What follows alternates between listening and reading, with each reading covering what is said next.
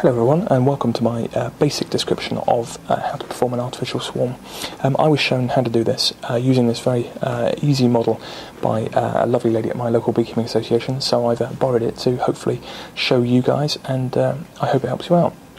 So let's assume you've got your normal hive here, and you're going through your random usual inspection. So you take off your board, your cover board, take off your supers, come to your queen excluder. Obviously you'd remove that and go about your normal inspection as you would. As you're going through, I'll just turn that way, you're obviously looking in, you suddenly see some queen cells, and this is where you make the decision as to what you do, whether or not you make a new cup or whether or not you decide to expand your colony. But the first thing you'll need to do, put your queen excluder back on the hive and move this old colony to a new position, probably no more than 4 or 5 feet away from the hive. And for the moment you leave that there. Then what you need to do is, on the original position, is actually build a brand new hive. So you get your stand, get your brood box in here. Now fill this brood box complete with frames and foundation, preferably drawn out foundation. It will make it a lot easier for the queen to start laying, but if it's not, just normal frames and foundation is fine. So that's how you start with. Then what you have to do is you'll be going back, or first thing, you remove 2 or 3 of your frames from here and lay them to one side for the moment. Take off your queen excluder in the old hive and lay it down. Now, next thing is try and find your queen in this colony. Easier said than done, but for ease I have found a queen here, and you put the queen with the frames and foundation into the new hive. Some people then put perhaps a frame of stores in there as well, and maybe a frame of eggs and brood as well. So you move the queen back to the original position, and that is the key to the artificial swarm.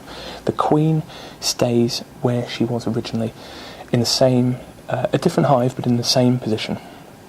And then what you'll do is you'll carry out your inspection of the original hive in the new position, put the new frames back in on one side of the hive, not where you've just removed those frames from.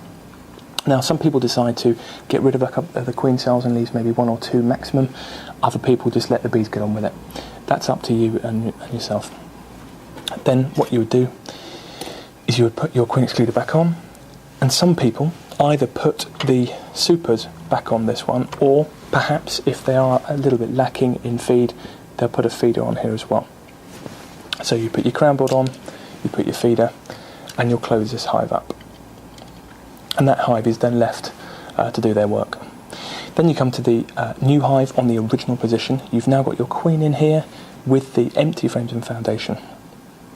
What you'll then do is put your queen excluder onto the top of the hive. You put your supers on to give them feed. You need feed in order for them to draw out the frames with the foundation on. And you can put your crown board on here, and the roof goes back on as well. So what you've now done is you've performed this artificial swarm. You've made the bees, which have raised the queen cells, think that they've now swarmed, because the queen is no longer there. There are a few less bees in the hive, but the queen's gone, so that thinks it's swarmed.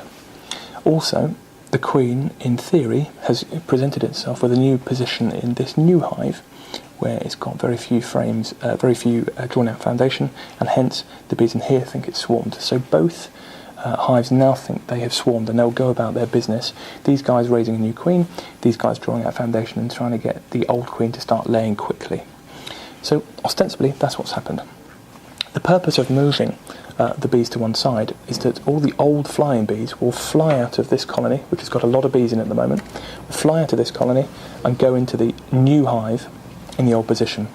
And because the older bees are the ones which draw out all the frames and the foundation, they are needed in this new hive to really get this hive working again. So old bees will fly out and into the original position, come up, take some of the feed out of here and start drawing out this frames and foundation. Then give it a portion of time, and then what you will then do is you want to further trick the bees into possibly thinking that they have further swarmed, because there'll still be a number of bees in this hive.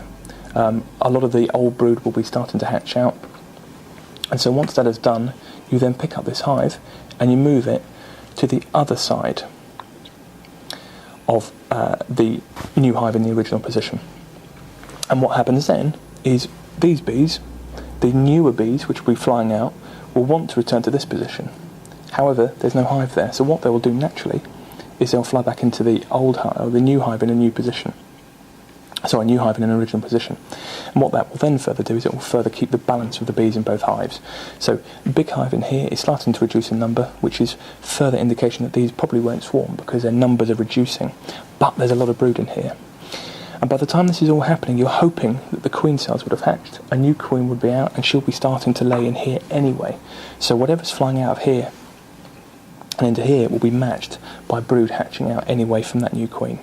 And in this hive, what you'd have expected, because all the work of these, the older bees will be in here, they'd have drawn out the foundation, and that old queen will start to lay in here as well, into the new foundation. So ostensibly, you'll have two hives, both healthy, with good numbers of bees in, and hopefully both queens will be laying. And that is the principles of an artificial swarm.